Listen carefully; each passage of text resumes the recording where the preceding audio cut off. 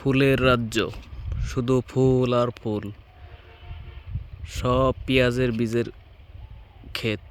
এখানে সমস্ত জমি পেঁয়াজের বীজ উৎপাদন করা হবে। আপনারা দেখতে পাচ্ছেন পুরো জমিতে, অর্থাৎ মাঠের ম্যাক্সিমাম অধিকাংশ জমিতেই শুধু পেঁয়াজ, ফুল আর ফুল।